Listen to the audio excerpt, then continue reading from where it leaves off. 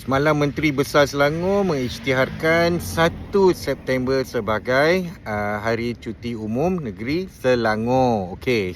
So pertama sekali saya nak ucapkan tahniahlah kepada pasukan Selangor, tim Selangor kerana telah menjuarai SUKMA 2026.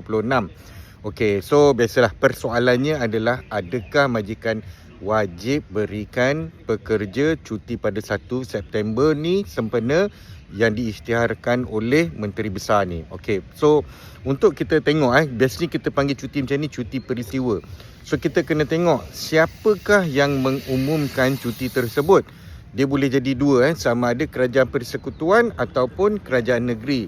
So yang pertama sekali kerajaan persekutuan. Kalau kerajaan persekutuan yang isytiharkan, maka majikan wajib berikan. Tapi kalau ianya diisytiharkan oleh kerajaan negeri macam dalam kes cuti SUKMA ni, maka majikan tak wajib berikan kepada pekerja. Tapi kalau dalam terma dah memang kata we observe all public holidays at the federal and state level ke, yang tu wajiblah bagi sebab dalam terma kontrak korang yang sebut macam tu.